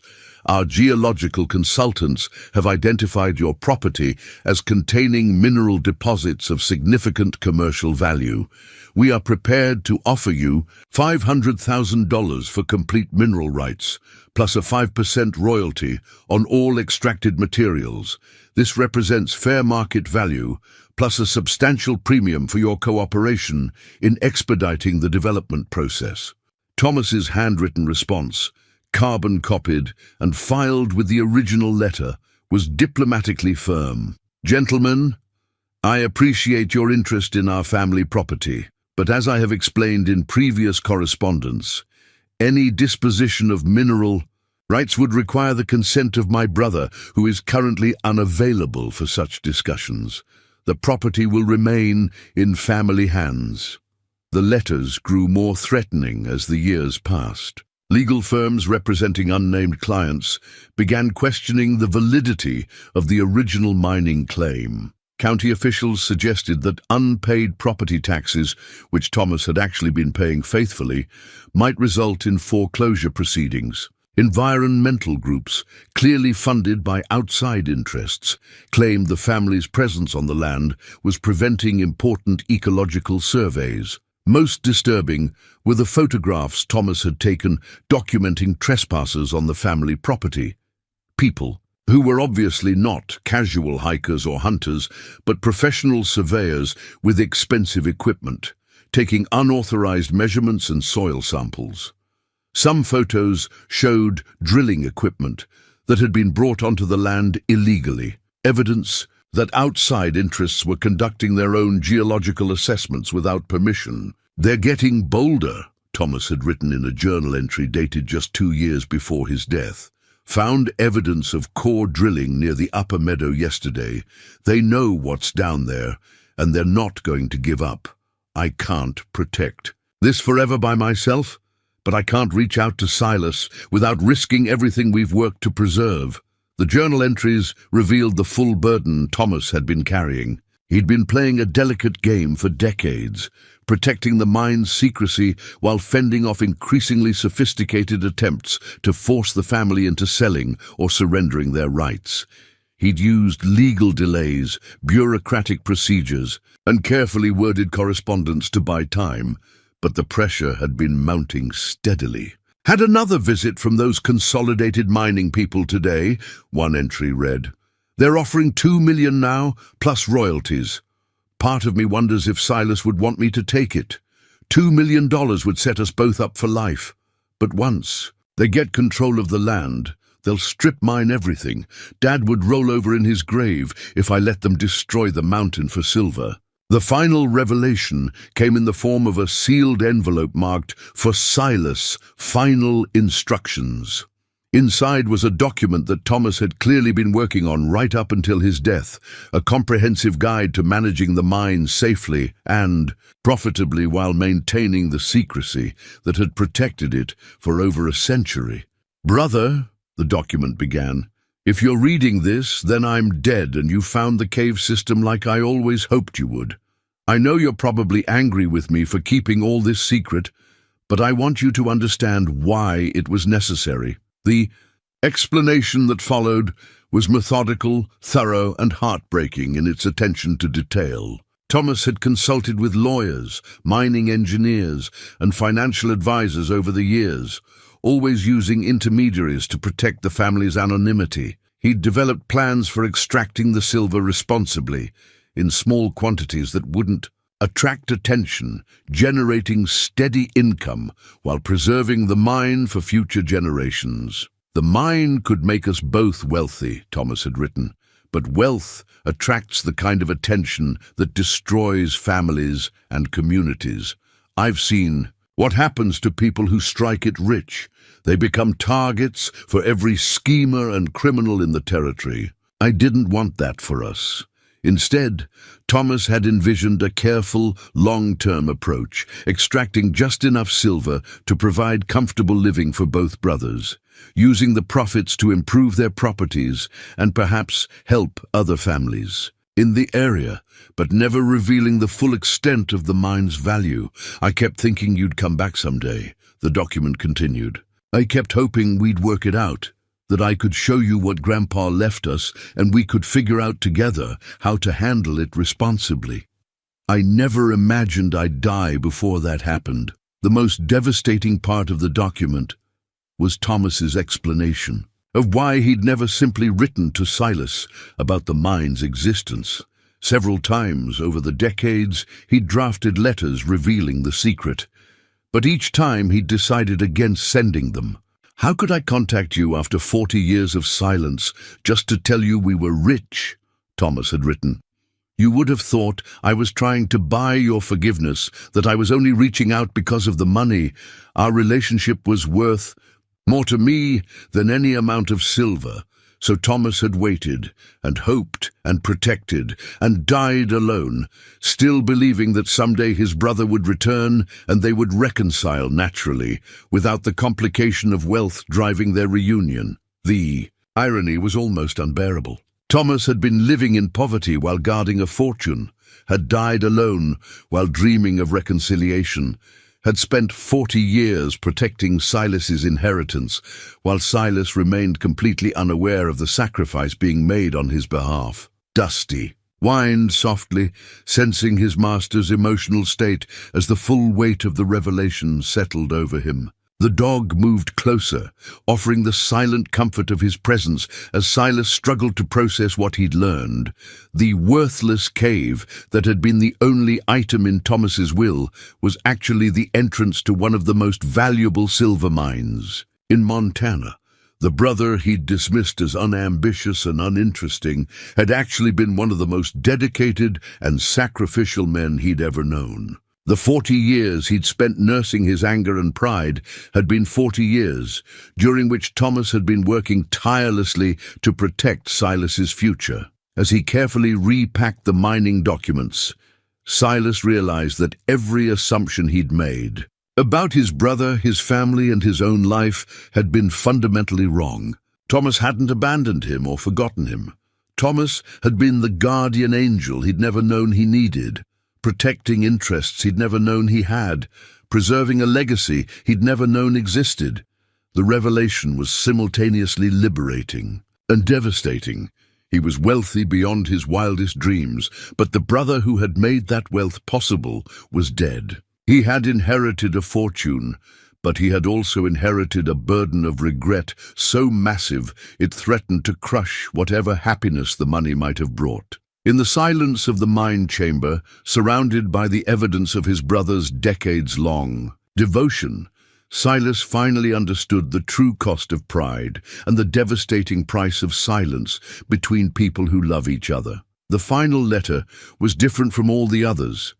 Newer paper, different handwriting, the shaky script of a man whose hands had begun to betray him in his final weeks. It was sealed in an envelope marked simply Silas, in letters that showed the tremor of illness and the weight of approaching mortality. This wasn't part of the decades-long collection of unsent correspondence. This was Thomas's final message, written with the knowledge that death was coming and that time for reconciliation was running out. Silas held the envelope for a long moment before opening it, knowing instinctively that whatever words Thomas had chosen for his farewell would either complete his transformation or destroy what little peace he'd managed to maintain through 65 years of hard mountain living. Dusty sat beside him in the underground chamber, patient as always, but somehow more alert, as if he too understood that they were approaching the heart of the mystery that had drawn them into the cave's depths. The letter was dated just 3 weeks before Thomas's death. The handwriting was careful but labored, each word obviously chosen with deliberation and written with considerable effort. "My dear brother Silas," it began, "I'm writing this because Dr. Morrison says I don't have much time left, and I can't face the thought of dying with so many things unsaid between us. I know you probably won't read this until after I'm gone, but I need you to understand some things before I leave this world." The opening alone was enough to make Silas's hands shake, but he forced himself to continue reading, knowing that Thomas deserved to have his final words heard, even if they came too late to change anything between them. "I want you to know that I never stopped loving you, not for a single day in 40 years. I know that probably sounds impossible, given how we parted and how long we stayed apart, but it's the truth. Every decision I made, every choice I faced, I always wondered what you would do, what you would want, what would be best for both of us." The letter went on to explain Thomas's perspective on their long estrangement, but without the defensiveness or anger that might have characterized such a discussion between living brothers. Instead, Thomas wrote with the clarity that sometimes comes to people facing death, when pride and fear no longer seem as important as truth and love. I know you blamed me for being greedy about Dad's will, about wanting to keep the house and the good land for myself. But the truth is, I was scared. Scared of being alone, scared of not being able to manage the ranch by myself, scared that if you took your share and left, I'd never see you again. I handled it badly, said things I didn't mean, let my fear turn into anger that hurt you when hurting you was the last thing I ever wanted to do. The admission was devastating in its honesty. Thomas had been 25 years old when their father died, suddenly responsible for a ranch operation that had always been run by two men working together. His insistence on keeping certain portions of the inheritance hadn't been greed, it had been terror at the prospect of facing that responsibility alone. I should have asked you to stay and work the ranch together, the letter continued. I should have told you how scared I was, how much I needed your help and your partnership. Instead, I acted like I didn't need anyone, like I could handle everything myself. Pride made me push away the one person I needed most. Silas had to stop reading for a moment, overwhelmed by the recognition of his own mistakes reflected in his brother's words. He too had been operating from fear and pride, too concerned with proving his independence to consider that Thomas might have needed him to stay, might have been asking for help in the only way he knew how. The mine was another complication I didn't know how to handle, Thomas wrote. Dad had told me about it just before he died, swore me to secrecy, said it was our family's insurance policy, but that it needed to be managed carefully. Too much attention, too fast, and we'd lose control of everything. I was supposed to tell you about it after things settled down from the funeral, supposed to bring you in as a partner like Dad intended, the revelation that their father had planned. To include both sons in managing the mine's secret made Silas's chest tighten with fresh grief. Their father had trusted Thomas with the responsibility of bringing Silas into the family's most important secret, but their argument and estrangement had made that trust impossible to honor. After we stopped speaking, I didn't know what to do, the letter continued. How could I contact you about the mine without it looking like I was trying to buy you back? How could I explain that I'd been keeping this secret from you for years? So I just kept protecting it, kept waiting for the right time, kept hoping you'd come back on your own so we could work it out naturally. The letter detailed Thomas's decades-long struggle with increasing pressure from mining companies and developers, explaining how he'd used legal delaying tactics and careful misdirection to protect the family's secret, while hoping for reconciliation that would allow him to share the burden. I've been so tired, Silas, Thomas wrote. Tired of carrying all this alone, tired of making decisions that affect both of us without being able to talk to you about them. I've tried to do what Dad would have wanted, what you would have wanted, if you'd known the whole situation, but I'm not sure I've always made the right choices. The vulnerability in those words was almost unbearable. Thomas had been shouldering massive responsibilities alone for 40 years, making decisions that affected millions of dollars and their family's future, all while believing he was protecting a brother who didn't even know protection was needed. I need you to know that I've been watching over you all these years, the letter revealed. Not spying, not intruding, just making sure you were safe and well. I know about the hard winters when game was scarce, about the years when fur prices were too low to make ends meet. There were times I wanted to help, times I almost contacted you, but I was always afraid you'd think I was interfering or that you didn't want my help. Silas thought of the difficult years Thomas was referencing, the seasons when his trapping income had barely covered basic necessities, when he'd wondered if he was too proud to ask for help from anyone. He'd never known that Thomas was aware of his struggles, never suspected that help might have been available if he'd been willing to swallow his pride and reach out. I left you the cave in my will because I knew you'd explore it eventually, Thomas wrote. I knew Dusty would find the storage areas. That dog has been down here with me many times over the years, knows these passages better than I do. I hoped That when you found everything I'd preserved, you'd understand that I never stopped thinking about you, never stopped hoping we could be brothers again. The mention of Dusty's familiarity with the cave system confirmed what Silas had suspected. His loyal dog had been keeping secrets too, had somehow formed a relationship with Thomas during visits to the cave that Silas had never known about. The thought of Thomas and Dusty sharing quiet moments in the underground chambers, perhaps talking about the brother who was too stubborn to visit, added another layer to the complex web of love and loyalty that had been operating around him. For years, I want you to use the mine's wealth wisely, the letter continued, not just for yourself, but for the community, for the land, for the things Dad and Grandpa cared about. There's enough money there to make a real difference in people's lives, to protect this mountain country from the developers who want to tear it apart for quick profits. Thomas had included specific suggestions for using the mine's wealth responsibly, establishing a foundation to help struggling ranch families, funding conservation efforts to protect the mountain ecosystems they'd both loved, providing scholarships for young people who wanted to stay in the area instead of leaving for the cities. But most of all, Thomas wrote, I want you to forgive me, not for my sake.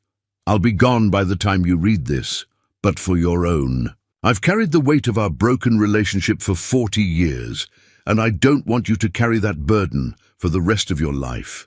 I made mistakes, you made mistakes, but the love between us was never a mistake. The letter's final paragraph was the most difficult to read, written in handwriting that showed the extreme effort Thomas had expended on his farewell message. I'm going to be buried next to Mom and Dad in the Cedar Ridge Cemetery. I didn't want a big funeral. There aren't many people left who remember me anyway. But if you ever feel like visiting, I'd like that. I'd like to think that someday you might sit by my grave and tell me about your life, about the things we never got to share, about the conversations we never got to have. I'll be listening, brother. I'll always be listening. The signature was simply, your loving brother Thomas, followed by a postscript that made Silas's vision blur with unshed tears. P.S. Take care of Dusty. He's been a good friend to both of us. Silas folded the letter carefully, his hands shaking, with the intensity of emotions he'd kept buried for decades. Anger, grief, regret, and love crashed over him in waves, each feeling so powerful it threatened to overwhelm his ability to process what he'd learned. Thomas had died alone, but he'd died loving his brother. He'd lived in poverty while guarding. A fortune meant for both of them. He'd shouldered impossible burdens while dreaming of reconciliation that never came. He'd spent 40 years hoping for forgiveness while already having forgiven everything himself. The letter represented more than farewell. It was an act of grace, a final gift from a brother who had never stopped believing in the possibility of love conquering pride. But it was also a challenge, a call to action that would determine whether Silas spent his remaining years trapped in regret or liberated by forgiveness. In the silence of the underground chamber, surrounded by evidence of his brother's devotion and sacrifice, Silas finally understood that the choice was his to make. He could remain trapped by 40 years of anger and pride, or he could honor Thomas's memory by choosing love, forgiveness, and the responsible stewardship of the legacy they should have shared. The childhood photograph fell from Thomas's wallet, like a leaf drifting to the ground, its edges worn soft from decades of handling. It was the same image Silas had found in the wooden crate, but this copy was different, smaller, creased from years of being carried in a back pocket, faded from being taken out, and looked at countless times over 4 decades of separation. 2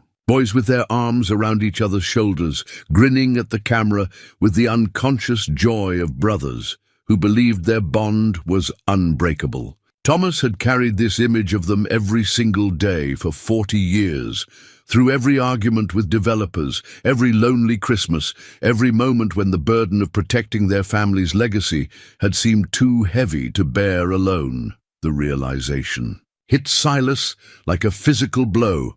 dropping him to his knees on the cold stone floor of the cave. The wallet had been in the pocket of Thomas's final clothes, the ones the funeral director had returned with his few personal effects. Somehow, in the mechanical process of handling his brother's death, Silas had overlooked this small leather repository of Thomas's most treasured possessions. Now, in the underground chamber surrounded by evidence of Thomas's lifelong devotion, the photograph's significance was overwhelming. While Silas had been working to forget their childhood bond, Thomas had been carrying it with him everywhere, a talisman against the loneliness of their estrangement. The emotional dam that had held for 40 years finally burst. Silas's grief came in waves that shook his entire body.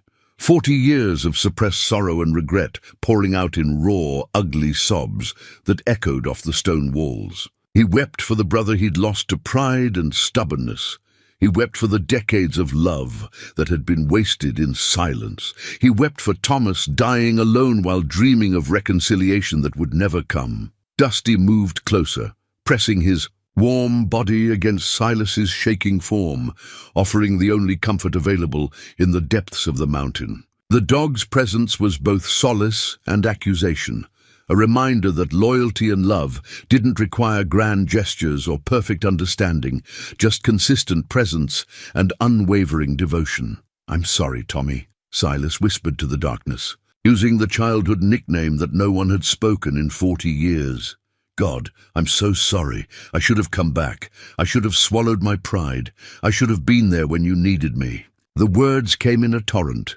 All the conversations he should have had with Thomas, all the apologies that were 40 years too late. He spoke to the photograph, to the letters, to the empty spaces in the cave where his brother's presence still seemed to linger. "I was scared too," he admitted to the silence. "Scared of not being good enough, scared of depending on anyone, scared of being hurt again. But you kept loving me anyway, kept protecting me anyway, even when I didn't deserve it." The magnitude of Thomas's sacrifice became clearer with each passing moment. His brother had lived a life of deliberate limitation, choosing poverty over the wealth that might have attracted attention to their secret, choosing solitude over relationships that might have complicated his guardianship of the family legacy, choosing hope over bitterness, even when that hope seemed foolish. "You were the better man," Silas said, his voice breaking. "You were always the better man, and I was too proud to see it." He thought of all the times over the years when he'd driven past the hardware store where Thomas lived, slowing down but never stopping. He thought of the Christmas mornings when he'd wondered what Thomas was doing, whether he was alone, whether he ever thought about their childhood celebrations. He thought of the moments of triumph and failure when he'd instinctively wanted to share the news with someone who would understand its significance, only to remember that he'd cut himself off from the one person who would have cared most. Dick. Photograph trembled in his hands as he studied the faces of the two boys they'd been, innocent, trusting, certain that their brotherhood would last forever. Those boys had no idea that pride would prove stronger than love, that a single argument would stretch into decades of silence, that they would waste most of their adult lives on opposite sides of a divide that neither had really wanted to maintain. "I missed you every day," he whispered to Thomas's image. "I told myself I didn't, convinced myself I was better off alone. But I missed you every single day. I missed having someone who knew me before I learned to guard my heart. I missed having a brother." Dusty whined softly, a sound that somehow conveyed understanding and forgiveness. The dog had been witness to both brothers' loneliness, had somehow managed to bridge the gap between them even when they couldn't bridge it themselves. In his simple, loyal way, Dusty had been the keeper of secrets and the guardian of hope, waiting for the moment when truth could finally overcome pride. As his sobs gradually subsided, Silas felt something shifting inside his chest. Not healing, exactly, but the beginning of release. The anger that had sustained him for 40 years was dissolving, replaced by grief that was cleaner and more honest. Anger had been easier to carry than sorrow, but sorrow was the truer emotion, the one that honored the love that had been lost, rather than the pride that had caused the loss. "I forgive you, Tommy," he said softly. "I forgive you for everything, and I hope, wherever you are, I hope you can forgive me too." The words seemed to echo in the chamber longer than physics would suggest, as if the mountain itself were acknowledging the significance of the moment. For the first time in 40 years, Silas felt truly connected to his brother, not through anger or resentment, but through the love that had never really died, only been buried under layers of pride and pain. In the photograph, the two boys continued, smiling, their arms around each other's shoulders, frozen in a moment of perfect brotherhood that had taken 40 years and a journey into the heart of the mountain to reclaim. Hidden beneath Thomas's final letter, wrapped in oiled cloth and nestled in the deepest corner of the document case, were two matching wooden crosses. They were carved from the same cherry wood as the box that had contained their childhood treasures, but these were clearly the work of adult hands, precise, beautiful, and bearing an inscription that made Silas's heart stop. On one cross, Silas Boone, "Beloved Brother 1940, with the death date left blank, waiting. On the other, Thomas Boone, Beloved Brother 1943-2005, with the death date carefully filled in by the same hand that had carved the inscription. Thomas had made them both, had carved. Silas's cross, with the same loving attention he'd given his own, had somehow known or hoped that someday they would rest side by side as brothers should. The discovery was almost more than Silas could bear, evidence that even while dying alone, Thomas had been planning for their eventual reunion in death, if not in life. A note was attached to Silas's cross, written in Thomas's shakiest handwriting. "I made these after Dr. Morrison told me I didn't have long. I want to be buried with mine, and I hope someday yours will join it. We were meant to be together, Silas. We were always meant to be together." The wooden crosses represented everything their estrangement had cost them, a lifetime of shared experiences, mutual support through difficulties, the comfort of knowing someone in the world understood their history and loved them despite their flaws. But they also represented Thomas's unshakable faith that love was stronger than pride, that brotherhood transcended even death. Silas lifted his own cross, feeling its perfect weight in his palm, running his fingers over the careful carving that had been done by hands that were probably already trembling with illness. Thomas had spent some of his final days creating this symbol of eternal brotherhood, believing somehow that their bond would outlast the silence that had divided them in life. "I'll carry this," he promised the empty cave, speaking to Thomas's spirit or memory or whatever presence still lingered in the mountain where his brother had spent so many years protecting their family's legacy. "I'll carry it, and remember what we meant to each other before we forgot how to forgive." Dusty stood and moved toward the cave entrance, not urgently but with purpose, as if he understood that their underground journey was complete. The dog had guided them through the revelation of 40 years of hidden truth, had been the faithful messenger that finally delivered Thomas's love to the brother who needed to receive it. As Silas gathered the most important documents and artifacts, the photograph, the final letter, his cross, and the mining deed, he felt the weight of responsibility settling on his shoulders. He was no longer just inheriting wealth. He was inheriting Thomas's vision for their family's future, his careful stewardship of resources that could make a meaningful difference in the world. The mine represented more than money. It represented the dreams their grandfather had harbored, the hopes their father had carried, the sacrifices Thomas had made, and the opportunities Silas now had to honor all of them. The silver in the mountain could fund the foundation Thomas had envisioned, could protect the land their family had loved, could ensure that other families didn't suffer the kind of separation that had cost the Boone brothers 40 years of brotherhood. But first, he had a pilgrimage to make. Walking toward the cave entrance with Dusty beside him, Silas felt different than he had when they'd entered. The anger that had sustained him through decades of isolation was gone, replaced by something cleaner and more purposeful. He was no longer the bitter old trapper who had come to board up a worthless cave and forget the past. He was Thomas's, a brother inheritor not just of wealth but of love, keeper of memories and guardian of dreams that were too important to die with their dreamer. The afternoon sun seemed impossibly bright after hours in the mountain's depths, and Silas had to shade his eyes as they emerged from the cave entrance. But the light felt like blessing rather than assault, warm, welcoming, full of possibilities that hadn't existed when he'd entered the darkness. Sally stood patiently where he'd left her, and Dusty ran ahead to greet the horse with the enthusiasm of a dog who had important news to share.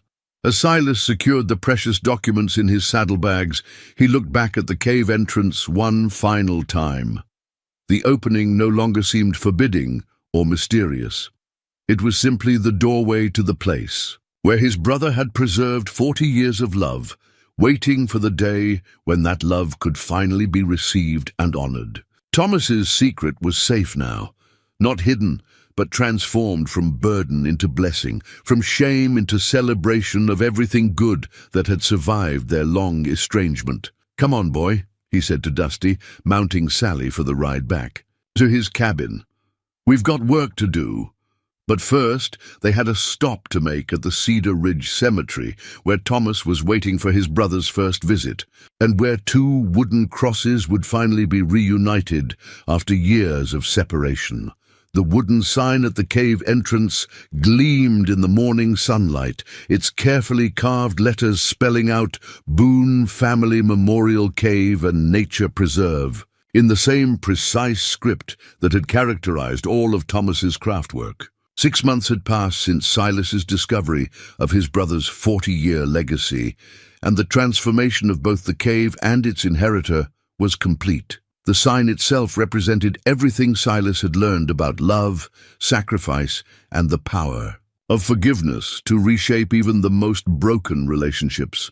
He'd carved it himself, using the same cherrywood tools Thomas had left behind, working with the patience and attention to detail his brother had tried to teach him decades ago. Every letter had been a meditation on brotherhood, every stroke of the chisel an act of remembrance and redemption. Below the main inscription, in smaller but equally careful letters, were the words Thomas would have appreciated most. Established, in memory of Silas Boone, who taught his brother that love preserved is never truly lost. Dusty lay in the shade nearby, his muzzle now completely grey, but his eyes still bright with the contentment that comes from seeing important work completed.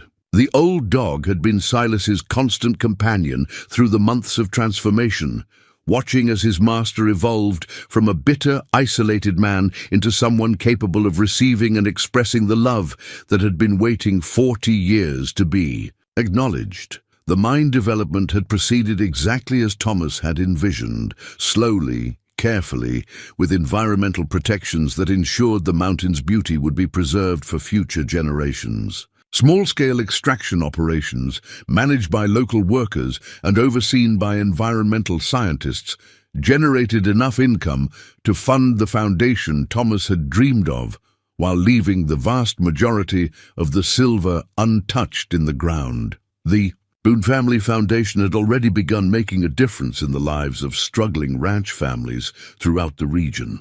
Just last month, they'd helped the Henderson family avoid foreclosure on their property, provided college scholarships to 6 local students who wanted to study agriculture and environmental science, and funded a reforestation project that would restore areas damaged by previous mining operations.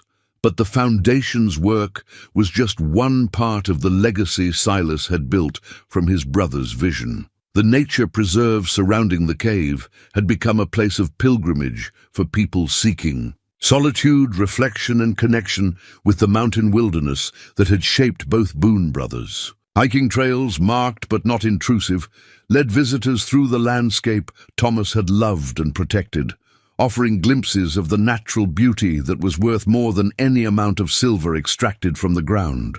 The cave itself remained open for guided tours, but only in small groups, and only with careful attention to preserving both its natural features and its role as a memorial to Thomas's life and sacrifice. Visitors could see some of the artifacts. Thomas had preserved the photographs, the tools, the evidence of his careful stewardship, while learning about the importance of family, forgiveness, and environmental conservation. On a shelf near the cave entrance, protected by glass but visible to all visitors, sat two photographs. The first was the childhood image of the Boone brothers, arms around each other's shoulders, grinning with the confidence of boys who believed their bond was unbreakable. The second was new, a recent photo of Silas and Dusty standing beside Thomas's grave, where the two wooden crosses now stood side by side, as Thomas had dreamed they would. Silas visited that grave every Sunday after church, a habit that would have surprised the man he'd been 6 months ago, but felt natural to the man he'd become. He brought flowers when they were in season, cleared away fallen leaves in autumn, and brushed snow from the crosses in winter. But mostly he brought conversation, updates on the Foundation's work, stories about the people they were helping, plans for protecting more of the mountain wilderness Thomas had loved.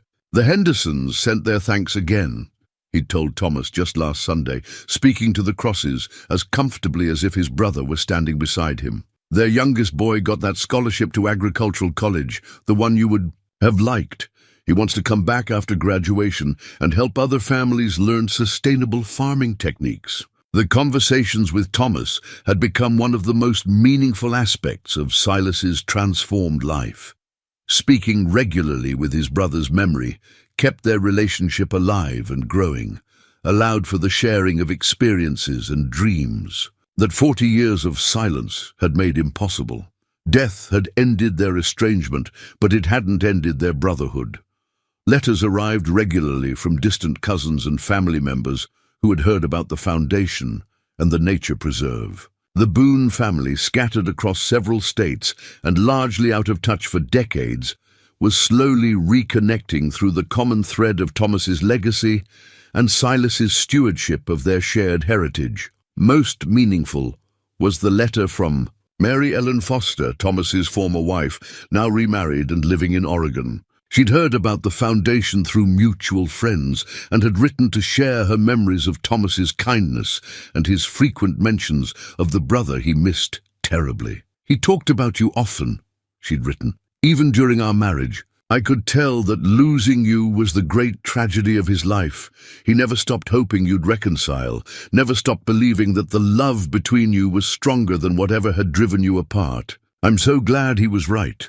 As Silas walked the preserve's trails in the late afternoon, checking on the reforestation projects and planning improvements for the following year, he often reflected on the lessons Thomas's life had taught him. Love could survive anything: silence, anger, pride, even death, if it was tended carefully and preserved with faith. Family bonds, however damaged, could be restored by forgiveness and understanding. And sometimes the greatest gifts came wrapped in the most unlikely packages, like fortune hidden in a worthless cave, or reconciliation discovered in the depths of grief. Dusty trotted beside him as they completed their daily circuit of the preserve, the old dog still eager for adventure despite his advancing years. They paused at their favorite overlook, where the mountain vista stretched for miles in every direction, showing the kind of natural beauty that Thomas had spent his life protecting. The sun was setting behind the peaks, painting the sky in shades of gold and purple that reminded Silas of the warm glow from their father's pocket watch, still keeping perfect time in the place of honor on his mantle. Soon, the stars would emerge, the same constellations he and Thomas had studied as boys during their camping adventures, when the future seemed unlimited and brotherhood felt eternal. In many ways, Silas realized, those boys had been right. Brotherhood was eternal, if you knew where to look for it. It lived in preserved memories, in acts of sacrifice, in forgiveness offered and received, in legacies that honored love over pride. Thomas had taught him that love preserved was never truly lost. It was simply waiting in the darkness, ready to transform everything the moment someone was willing to light a candle and begin the journey home.